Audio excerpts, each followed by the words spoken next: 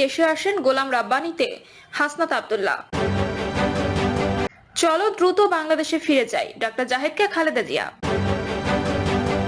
জানাবো আওয়ামী লীগের কর্মসূচি নিয়ে জোট শরিকরা নীরব, সরকার কঠোর। এবং সর্বশেষ জানাবো সাতক্ষীরায় কুল চাষে বিপ্লব, 150 কোটি বাজার মূল্যের প্রত্যাশা।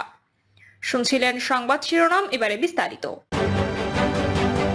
হেডম থাকলে দেশে আসেন গোলাম রাব্বানীকে হাসনাত আব্দুল্লাহ। আওয়ামী লীগ সরকারের আমলে চাঁদাবাজি ও দুর্নীতির দায়ে নিষিদ্ধ সংগঠন ছাত্রলীগ থেকে সরিয়ে দেওয়া সাবেক সাধারণ সম্পাদক গোলাম রাব্বানীকে দেশে আসার আহ্বান জানিয়েছেন বৈষম্য বিরোধী ছাত্র আন্দোলনের আহ্বায়ক হাসনাত আব্দুল্লাহ। রাতে আওয়ামী লীগ নিষিদ্ধের অংশ হিসেবে দলটির নেতাকর্মীদের বিচার চেয়ে ফেসবুকে পোস্ট দেন হাসনাত আব্দুল্লাহ। ওই পোস্টে নিষিদ্ধ সংগঠনটির সাবেক সাধারণ সম্পাদক গোলাম রাব্বানী হাসনাতের বিচার করা জরুরি বলে কমেন্ট করেন। রাব্বানীর করা কমেন্টের জবাব দেন হাসনাত আব্দুল্লাহ। হাসনাত আব্দুল্লাহ তার মূলে পোস্টে লেখেন, রন্ধ্রে রন্ধ্রে সুশীলতার দিন শেষে আমাদের কাল হয়ে দাঁড়িয়েছে। বিপ্লব পরবর্তী সময়ে সিনিয়র যে পরিস্থিতিতে মাত্র 3 দিনে আসাদ সরকারের 35 জন কর্মকর্তার মৃত্যুদণ্ড কার্যকর করা হয়েছে, ঠিক সেই পরিস্থিতিতে জুলাই গণঅভ্যুত্থান সফল হওয়ার 5 মাস পেরিয়ে গেলেও ফ্যাসিস্ট হাসিনার ঘনিষ্ঠ এবং ফ্যাসিবাদের মদতদাতা একজন নেতাকর্মীরও বিচার হয়নি। বর্তমান সরকারের এই ধরনের দয়া পরবশ হয়ে ফ্যাসিস্ট আওয়ামী লীগের নেতাকর্মীদের বিচার করতে স্বেচ্ছায় বিলম্ব করা বা জুলাই গণঅভ্যুত্থানের সঙ্গে অপমানের শামিল। তিনি আরো লেখেন, ঠিক এই কারণেই আওয়ামী লীগের প্রতি আমাদের এখনকার আচরণ ঠিক তেমন হওয়া উচিত যেমন আচরণ 5 আগস্টের গণঅভ্যুত্থানে সফল না হলে আওয়ামী লীগ আমাদের সঙ্গে করত। বর্তমান অন্তর্বর্তী সরকারের উচিত গণহত্যাকারী ও ফ্যাসিজম প্রতিষ্ঠাকারী দল হিসেবে আওয়ামী লীগকে নিষিদ্ধ ঘোষণা করে তাদের সকল নেতাকর্মীর বিচার দ্রুত গতিতে কার্যকর করা এবং প্রশাসন থেকে শুরু করে দেশের সর্বস্তরে বিরাজ করা আওয়ামী লীগের ফ্যাসিজম কায়েমের সফট এনাবলারদের আইনের আওতায় নিয়ে আসা। অন্যথায় এই জুলাই গণঅভ্যুত্থান আমাদের সব শহীদের আত্মদান ও হাজারো আহত সহযোদ্ধা রক্ত বিসর্জন বৃথায় পর্যবসিত হবে। অন্তর্বর্তী সরকারের প্রতি আহ্বান জানিয়ে হাসনাত আব্দুল্লাহ আরো লেখেন, আওয়ামী লীগের প্রতি ন্যূনতম দয়া নেই, সুতরাং অতি দ্রুত দলটির নেতাকর্মীদের বিচার দৃশ্যমান করুন, কার্যকর করুন। চলো দ্রুত বাংলাদেশে ফিরে যাই, ডক্টর জাহিদকে খালেদা জিয়া। বিএনপি স্থায়ী কমিটির সদস্য খালেদা জিয়ার ব্যক্তিগত চিকিৎসক ডক্টর এজেডিএম জাহিদ হোসেন বলেছেন, বিএনপি চেয়ারপারসন বেগম খালেদা জিয়া দেশে ফেরার জন্য অত্যন্ত উদ্গ্রীব। গতকালও উনি বলেছিলেন, চলো আমরা দ্রুত বাংলাদেশে ফিরে যাই, দেশই আমাদের জন্য ভালো। জাহিদ হোসেন বলেন, খালেদা জিয়া দীর্ঘদিন স্বৈরাচারের ষড়যন্ত্রমূলক মিথ্যা মামলায় কারারুদ্ধ ছিলেন। ওনার বেশ কিছু পরীক্ষা আমরা করিয়েছি, যেগুলো এখানেও সম্ভব হয়নি সেগুলো ওনারা করিয়েছে, কিন্তু তার রিপোর্ট আমরা এখনো পাইনি। সেগুলো পাওয়ার পরই সিদ্ধান্ত হবে উনি কত দ্রুত বাংলাদেশে ফিরে যাবেন। ডক্টর জাহিদ আরো বলেন, ছেলে তারেক রহমান এবং 2 ছেলের বউ ডক্টর জোবাইদুর রহমান ও শর্মিলা রহমান সহ 3 নাতনির সঙ্গে খালেদা জিয়া একসঙ্গে থাকেন। স্বাভাবিকভাবে মানুষ যখন তার নিকট আত্মীয়ের সঙ্গে থাকেন তখন অনেকটা প্রফুল্ল থাকেন। চিকিৎসক সহ সবার নিরলস প্রচেষ্টায় তিনি অনেকটা আগের চেয়ে সুস্থ আছেন, শারীরিক অবস্থা অনেক স্থিতিশীল। বিএনপি স্থায়ী কমিটির এই সদস্য বলেন, আমরা সবার কাছে কৃতজ্ঞতা জানাই, আপনারা সবাই খালেদা জিয়ার সুস্থতার জন্য দোয়া করেছেন, আমরা সবাই ওনার জন্য দোয়া করি, উনি আপনাদের কাছে দোয়া চেয়েছেন। আওয়ামী লীগের কর্মসূচি নিয়ে জোট শরিকরা নীরব, সরকার কঠোর। আওয়ামী লীগের কর্মসূচি বিষয়ে কঠোর অবস্থান নিয়েছেন সরকার। দলের খুনিদের বিচারের আওতায় না আনা পর্যন্ত তাদের কোনো রাজনৈতিক কর্মসূচি পালন করতে দেওয়া হবে না বলে জানানো হয়েছে সরকারের পক্ষ থেকে। এদিকে সরকার পতনের পর ফ্যাসিবাদের দোসর তকমা পাওয়া 14 দল শরিকরাও নিজেদের অস্তিত্ব নিয়ে সংকট রয়েছেন। বিভিন্ন দলের নেতাদের সঙ্গে কথা বলার চেষ্টা করা হলেও অনেকে সাড়া দেননি। তবে 2-1 নেতা জানান, কর্মসূচি সমর্থন কিংবা প্রত্যাখ্যান কোনোটা নিয়েই ভাবছেন না তারা। গতকাল প্রধান উপদেষ্টার প্রেস সচিব শফিকুল আলম আওয়ামী লীগের কর্মসূচি বিষয়ে অন্তর্বর্তী সরকারের কঠোর মনোভাব তুলে ধরেছেন। রাজধানীর ফরেন সার্ভিস একাডেমিতে প্রেস ব্রিফিং এ তিনি বলেছেন, আওয়ামী লীগের খুনিদের গ্রেপ্তার করে বিচারের আওতায় না আনা পর্যন্ত তাদের কোনো রাজনৈতিক কর্মসূচি পালন করতে দেওয়া হবে না।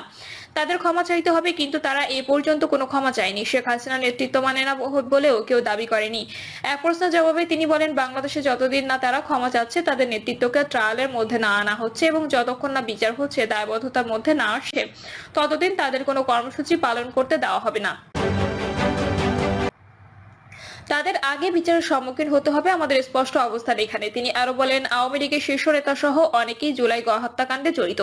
হিউম্যান রাইটস ওয়াচের প্রতিবেদনে বলা হয়েছে, শেখ হাসিনা জোরপূর্বক গুম ও হত্যার সরাসরি নির্দেশদাতা। বাংলাদেশের ইতিহাসে এত বড় একটা হত্যাকাণ্ড হলো, ছেলে মেয়েদের খুন করা হলো, শত শত ছেলে অন্ধ ও অনেকে সারা জীবনের জন্য পঙ্গু হয়ে গেছে। তারপর তো আওয়ামী লীগের মধ্যে কোনো অনুশোচনা নেই, অনুতপ্তও নেই, তারা মিথ্যা কথা বলছে। 3000 পুলিশ সদস্য মারা গেছে বলা হয়েছে, কত বড় জালিয়াতি ও মিথ্যা কথা। আওয়ামী লীগের যারা ক্লিন আছেন, হত্যা হত্যাকাণ্ডে জড়িত ছিলেন না তারা কি অনুতপ্ত হয়েছেন? অন্য নেতারা কি বলেছেন? দল এই কাজ করেছে, আমরা অনুতপ্ত, ক্ষমা চাই। আওয়ামী লীগের কি এসে বলেছেন যে হাসিনা লিডারশিপ মানি না, আমি একটাই ক্লিন লিডারশিপ চাই। 14 দলের শরিকরা ধোঁয়াশা দেশ জুড়ে হরতাল অবরোধ সহ আওয়ামী লীগের কর্মসূচি ঘোষণার বিষয়ে অনেকটাই ধোঁয়াশা 14 দলের শরিকরা। তারা বলছে জোটের কোনো দলের সঙ্গে আলোচনা করে কর্মসূচি ঘোষণা করা হয়নি, এটা আওয়ামী লীগের একার কর্মসূচি। ফলে এই কর্মসূচি সমর্থন কিংবা প্রত্যাখ্যান কোনোটার বিষয়ে ভাবার অবকাশ নেই তাদের। দলের অফিসিয়াল ইমেইল ও ভেরিফাইড ফেসবুক পেজে দেওয়া সংবাদ বিজ্ঞপ্তির মাধ্যমে ফেব্রুয়ারি জুড়ে আন্দোলন কর্মসূচি ঘোষণা করা আওয়ামী লীগ। কর্মসূচির মধ্যে আওয়ামী 16 ফেব্রুয়ারি অবরোধ ও 18 ফেব্রুয়ারি সকাল সন্ধ্যা সর্বাত্মক কঠোর হরতাল রয়েছে। এর আগে পহেলা থেকে 5 ফেব্রুয়ারি লিফলেট ও প্রচারপত্র বিতরণ, 6 ফেব্রুয়ারি প্রতিবাদ মিছিল ও সমাবেশ এবং 10 ফেব্রুয়ারি বিক্ষোভ মিছিল ও সমাবেশ কর্মসূচির ঘোষণা দিয়েছে দলটি। গতকাল এই সংক্রান্ত 2 পাতার একটি প্রচারপত্র দলের ফেসবুক পেজে দেওয়া হয়েছে। প্রচারপত্র ডাউনলোড করে সারা দেশে বিলি করতে নেতাকর্মীর প্রতি আহ্বানও জানানো হয়েছে। দলটির সংবাদ বিজ্ঞপ্তিতে আরো বলা হয়, সরকারের অপশাসন, নির্যাতন, নিপীড়নের প্রতিবাদ, দেশের জনগণের অধিকার প্রতিষ্ঠা এবং ডক্টর ইউনূসের পদত্যাগ দাবিতে এসব কর্মসূচি পালিত হবে। তবে বিজ্ঞপ্তিতে দলের কোনো কেন্দ্রীয় নেতার স্বাক্ষর ছিল না। গতকাল দলের ভ্রাতৃপ্রতিম সংগঠন ছাত্রলীগের সভাপতি সাদ্দাম হোসেন ও সাধারণ সম্পাদক শেখ ওয়ালি ইনাম স্বাক্ষরিত সংবাদ বিজ্ঞপ্তিতে অনুরূপ কর্মসূচি ঘোষণা করা হয়েছে। সরকার পতনের পর আওয়ামী লীগের জোট শরিকরা বিপর্যস্ত অবস্থায় রয়েছে। গুরুত্বপূর্ণ 2 নেতা ওয়ার্কার্স পার্টির সভাপতি রাশেদ খান মেনন ও জাসদ সভাপতি হাসানুল হক কিনু গ্রেপ্তার হয়ে কারাগারে। দল দুটির অন্য নেতাদের বেশিরভাগই আত্মগোপনে। ওয়ার্কার্স পার্টির সভাপতি, ভারপ্রাপ্ত সাধারণ সম্পাদক সহ কেন্দ্রীয় পলিট ব্যুরো এবং জাসদ কেন্দ্রীয় কমিটির মাধ্যমে কোন রকম দলীয় কার্যক্রম চালাচ্ছে। অন্য শরিক দলগুলোর মাঝে মাঝে বিবৃতি দিয়ে নিজেদের অস্তিত্ব জানান দেওয়া ছাড়া মাঠে নামার অবস্থান নেই।